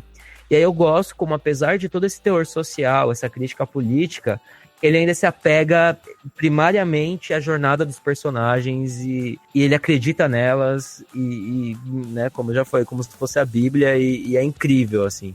Então é isso, essa é a minha indicação, é O Hospedeiro, de 2007, um filme de monstro do Bong Joon-ho. E é isso. Muito bom, tá aí então, dica do Cauê. Lembrando, né, que tudo que a gente está falando vai ter link aqui no post desse podcast ou na descrição desse podcast. Você pode ir lá, clicar e você já vai ser direcionado aí para tudo que a gente está falando. Tiagão, e você, o que você trouxe de bom pra gente de plano detalhe aí? É uma dica, 2, 5, 12, quantos são? Vou dar uma dica, mas assim, é uma coisa completamente diferente do Mickey e do do Bom Joon-ho, mas é que eu assisti essa semana, então eu tô com ele fresquinho na cabeça e eu queria indicar que é um filme de comédia romântica LGBT nacional que tá chegando agora aos cinemas, né? Enfim, quando sair esse episódio já deve estar nos cinemas. Se chama O Melhor Amigo, é um filme do Alain de Botton e é um filme muito interessante, assim, porque é um musical brasileiro de comédia romântica LGBT. Então, assim, ele junta tanta coisa que ele funciona, por incrível que pareça. Mas é uma história muito, muito legal, a história de um menino ali que ele viaja para uma praia no Ceará, e nesse lugar ele acaba encontrando ali, sem querer, ou meio querendo, com um amigo dele de faculdade, que ele era apaixonado por esse amigo, e aí só que eles se afastaram e tudo mais, e nisso volta, né, como um tsunami na vida dele, esse amor volta todo de novo ali naquele momento, e é um filme, sabe aqueles filmes de gostosinhos de verão, tipo, eles estão na praia, e o filme é super solar, a fotografia parece um pouco com uma Almodóvar, é uma coisa assim super colorida, e o filme é um musical, aí do nada eles começam a cantar como um musical normal, e os números musicais são bonitos, as músicas, né, são todas as músicas brasileiras, então são muito legal, e é um filme super gostoso de assistir, né, os atores são muito bons, a direção do Alan tá muito boa, então eu recomendo muito, gente, é O Melhor Amigo, procura ele estar nos cinemas, não vai estar nos cinemas, e é super divertido. Acho que é aquele filme que você sai leve, sai cantando. No final tem a participação, não vou dar muito spoiler, mas tem a participação da Gretchen. Nossa! Então, assim, é uma loucura. Eu queria que ela aparecesse igual aquele meme que ela tá atrás da cortina e ela aparece do nada. É assim que eu queria. A qualquer momento, né? Que demais. Pois é, mas é bem legal. Eu gostei bastante do filme, então... Quem gosta de comédia romântica, quem gosta de musical, acho que vai gostar. Muito bom, muito bom. Olha aí, que sensacional. Sempre bom dar dica de obras brasileiras. Nath, você, estreando aqui no Cinemação, queremos saber os seus planos, detalhes, suas dicas, Nath. Eu vou dar uma dica. Bom, primeiro eu queria deixar expresso aqui que eu concordo pela primeira vez na vida com o Cauê. Tô brincando, amigo. Desculpa, gente. Eu concordo com o Cauê. O meu filme preferido... Vai se tornar muito mais comum, tá, Nath? Vai concordar muito mais. Brincadeira. O meu filme favorito do Bong Joon-ho também é O Hospedeiro, né? Eu gosto muito de filme de monstro, o meu rolê é o terror, então acho que é um filme que flerta muito com isso, né? Mas, na verdade, a minha dica, que é o They Clone Tyrone, que é do Ruel Taylor, é um filme de 2023, que o elenco ele é majoritariamente de pessoas negras, o diretor também é um homem negro, né? O diretor, inclusive, ele é roteirista do Creed 2, do Space Jam com o LeBron James e tal, e também é um filme de sátira, e é um filme de sátira escrachado, e até tem alguns momentos meio nonsense, fala assim, gente, o que tá acontecendo?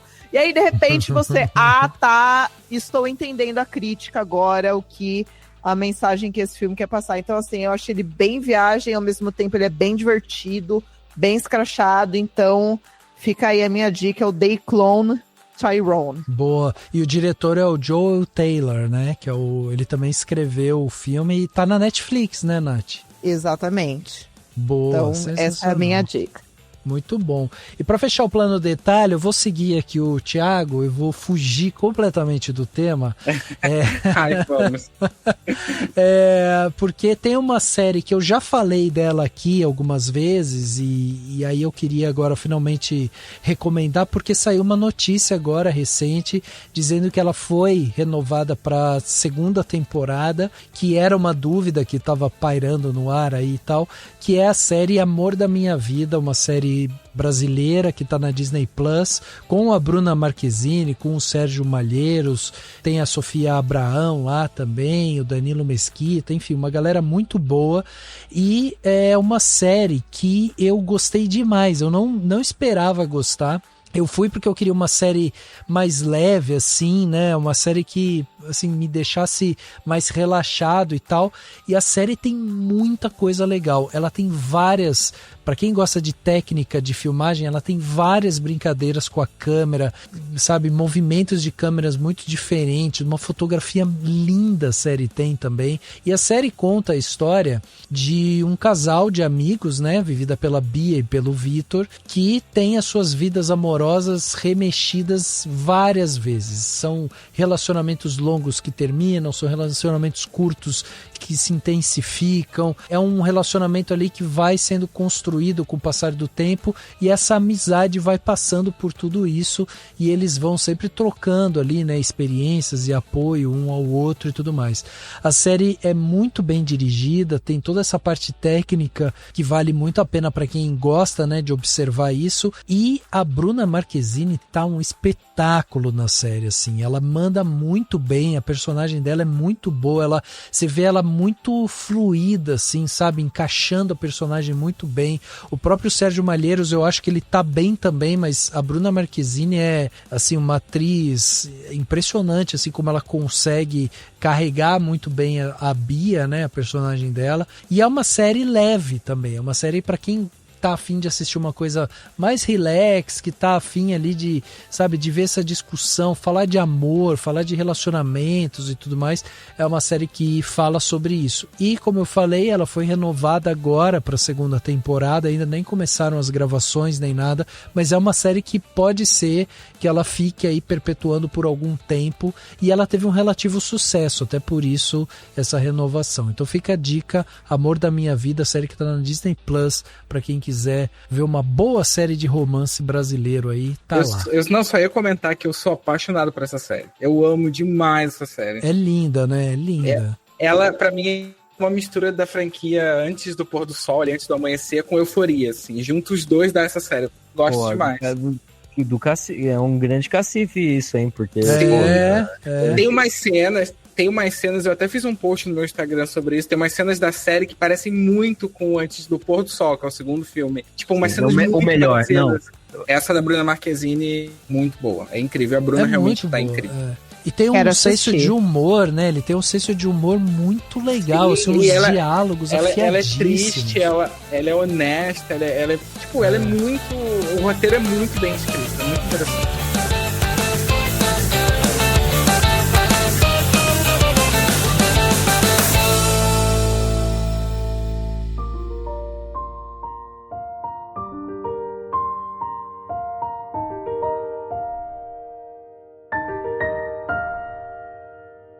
Gente, é isso. Chegamos aqui no final desse podcast Cinemação 590. Batemos esse papo sensacional aqui sobre Mickey 17, né? Novo filme aí do Bong Joon-ho.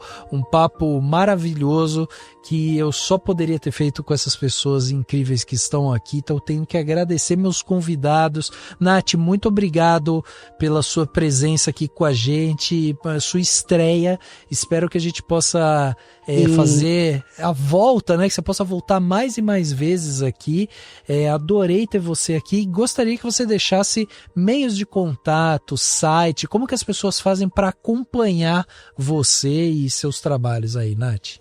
Primeiramente, muito obrigado, Rafa, Thiago, Cauezinho. Foi um prazer estar aqui. E o famoso, eu sou arroz de festa, me chamou, eu vou. Então, é só chamar que eu volto. Para me encontrar nas redes, eu escrevo críticas sobre filmes de terror no @bocadoinfernobr. Também tenho um podcast sobre filmes de terror dirigidos exclusivamente por mulheres, chamado Rainhas do Grito. Fora isso, falo besteira sobre outros filmes na internet no meu Instagram pessoal, que é o @eitaque, só a letra Q, Eita que Fome. Então vai ser um prazer receber e trocar figurinhas com todos vocês. E qualquer lugar que vocês me chamarem, quem quiser o famoso fazer terapia comigo, também pode me chamar. Boa. Estou aí. Então, muito obrigada mais uma vez. E vamos continuar falando, espero que sempre de filmes bons e bons por aí, né? É isso aí, sensacional. Muito obrigado, Tiagão, obrigado também pela sua presença mais uma vez, a primeira do ano, hein, Tiagão? O ano ainda tem muita coisa pela frente, então já vai aquecendo os motores aí e também passa seus meios de contato aí, como que as pessoas fazem para acompanhar seus trabalhos e onde, né? Amigo, é sempre um prazer estar aqui. Eu agradeço muito o convite, ainda mais para falar de um filme que eu gosto tanto também. Todo mundo, foi incrível realmente a conversa hoje, destrinchar esse filme, essa vaga arrombada que eu comecei falando. mas foi bom, foi muito bom. Pode me chamar outras vezes que tô aí. Pro pior, do pior ao melhor. Eu adoro falar de filme ruim também, então pode me chamar. Pra me encontrar, principalmente no Instagram, né? O perfil O Thiago Muniz, ali tem críticas de filme, dica, tudo que tá acontecendo no meio de cinema. Eu posto um vídeo por dia, todos os dias, sem pausa. Então, quem quiser, vai lá dar uma olhadinha, dar um likezinho. Se gostar, pode me seguir. Então, é basicamente isso, lá no Thiago Muniz. Boa, muito bom. E, Cauêzito, obrigado também pela sua participação. Sempre bom ter você aqui com a gente. Obrigado por doar seu tempo aqui mais uma vez. E também, como é que as pessoas fazem para acompanhar você? Você que tá fazendo filme também, tá fazendo desenho. O Cauê é multifacetado, gente. Não. Porra. Não, bom, primeiramente, de novo, agradecer aqui, Rafa, Natália, Thiago, todos vocês por tirarem o tempo para falar. O Rafa nem tanto, porque, né, tipo um trabalho dele, né? Toda semana. Não. Ele é o Mickey da... É o Mickey... Ele tá sendo impresso várias vezes. Mickey 590. É, o Mickey 590. Rafa 590. Não, mas falando sério, não, só obrigado de novo, é sempre, incrível, Rafa, você, obviamente, trocar aquela ideia contigo sobre coisas que a gente ama, sobre cinema, Natália também, Thiago, foi ótimo o papo, é sempre bom estar aqui.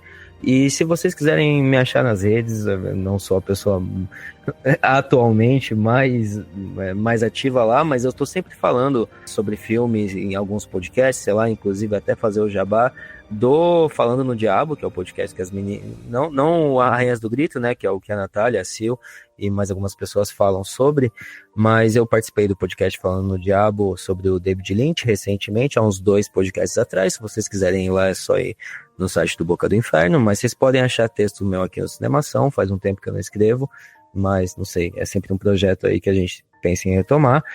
Nas redes sociais, vocês podem me achar no Cauê Petito, não é um apelido, é o meu sobrenome, é CA, né, Cauê, mesmo com C, Petito tudo junto, no X, falecido Twitter, ainda não criei um Blue Sky, Cauê _ Petito, e vocês podem também, eu vou convidar vocês a seguirem e acompanharem o Cine Fenômena, o Rafa vai linkar aí, mas é um cineclube e festival de cinema que acontece anualmente, mas o cineclube eu ajudo a organizar, acontece no CCSP em São Paulo, lá na Vergueiro.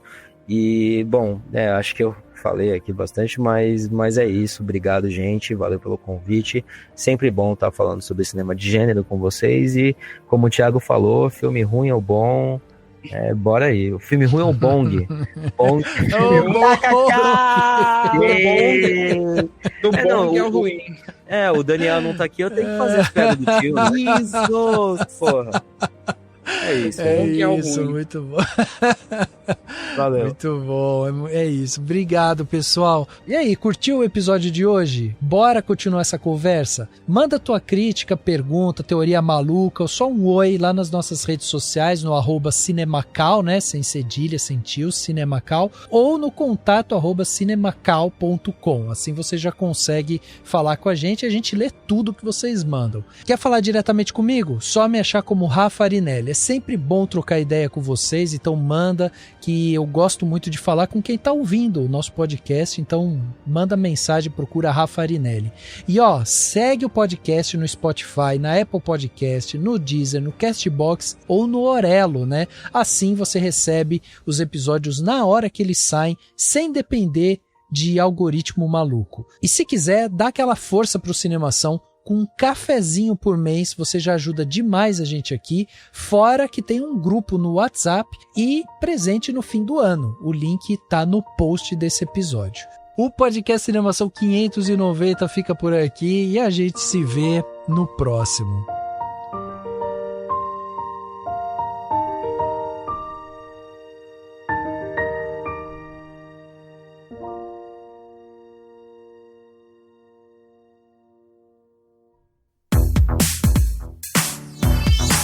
Esse podcast foi editado pela Isso Aí Design. Tudo isso é forma com função. É design estratégico. É isso aí.